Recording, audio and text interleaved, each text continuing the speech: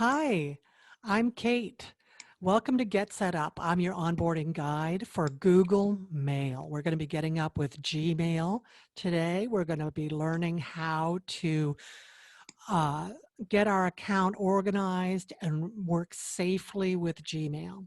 Google Mail or Gmail has a lot of great safety features to help you get connected in a safe way. So right now, let's go to Gmail. I'm going to share my screen with you.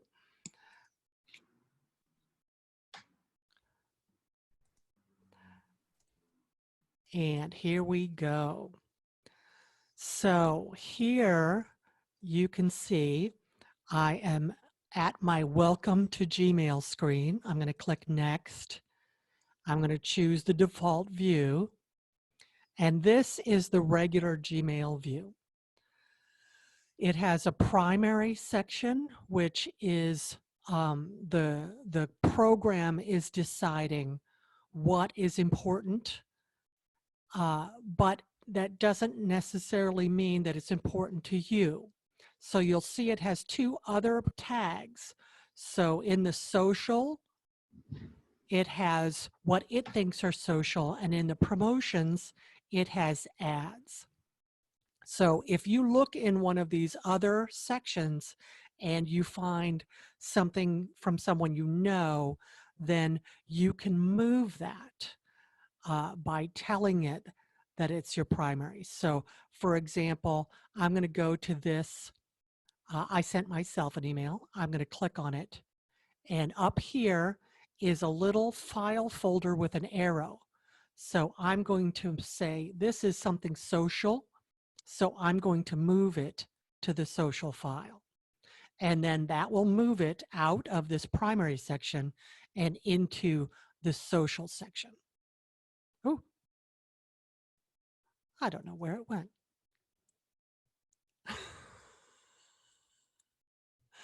And so first, let's talk about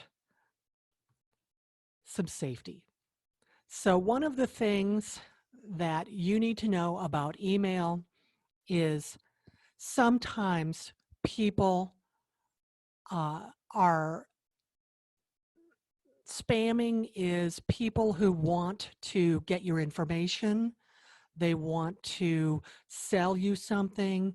They want to sell your email to someone. There's all kinds of, imagine it's like there's a forest that you're going camping in, and it might be a beautiful place full of trees, but there are also ticks and there are mosquitoes and there are things that want to bite you, and you want to protect yourself from that. So if you see an email in your Gmail that you don't know who that's from. So for example, I'm Kate, and this is Kate. This is from me. This is from my own email. I sent myself an email, but you might get email from your family or your friends. And if you know them, then you know they're okay. This is from Google. So that could be a good guy, or it could be somebody I don't know, but Google is a reputable site. So you can see they use the Google um, logo, and chances are it's pretty safe.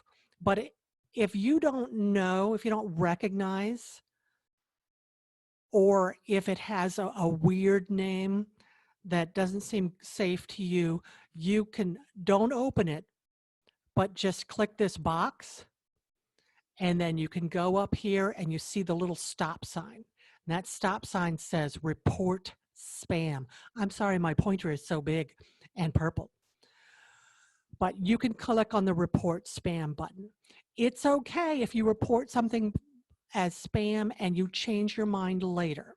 If you report something like, for example, if I reported myself as spam, I would go over here, I would click this more button, and I would look for myself in the spam folder.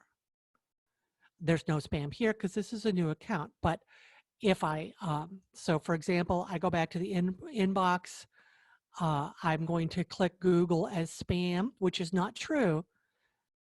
And so I want to take that back. I go find it in the spam folder and I click it, the little box, and I go up here and I choose not spam. So if someone says they've sent you an email, your cousin says, I sent you that email last week, then go into your spam folder and check to see if it didn't accidentally go there. If you find somebody you know in your spam folder, then you just click the button next to it and choose not spam. And then they'll go back to your inbox. And look, Google is back in my inbox. So you're better off being safe than sorry when it comes to marking things as spam. You can always say they're not spam later, but you want to be safe. So if you recognize the person, then you're okay. But if you're not sure, then go ahead and mark that as spam. You can always take them out later. Now, another thing that you can do is you can organize with flags. So let's see.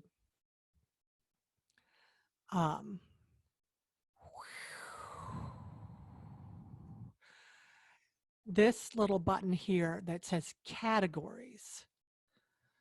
You can make categories for your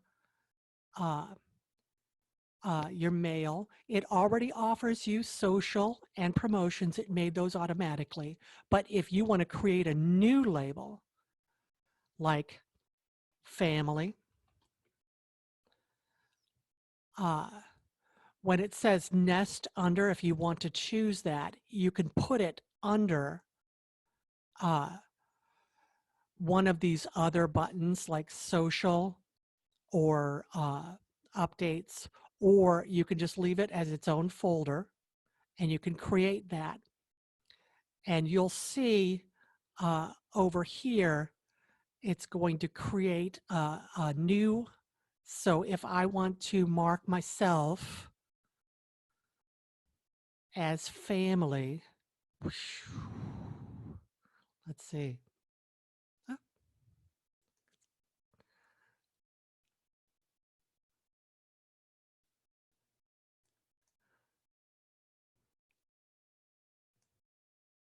Go.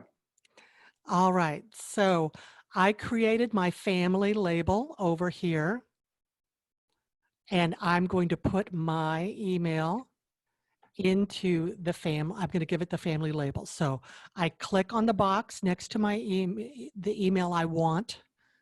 I go up top here and I see the labels icon, which is looks like a little maybe a sticky note, and I choose my family label. You can also choose one of the ones they offered, social updates, forums, or promotions. And you can also make a new label here. So I apply this label, and now you see next to it, it is marked as family. And it will also show up over here in my family folder. You can make as many labels as you want. Simply click on the email. You can go up to the label and you can create your new label there. And then when you label something, so for example, this one, I could create a new label and say Google and create that. And now you see it is marked as Google. And there's a new little folder over here on the left that says Google. So that's some tips on organizing, and we'll cover more in the class because we'll have a lot more time. So now we want to talk about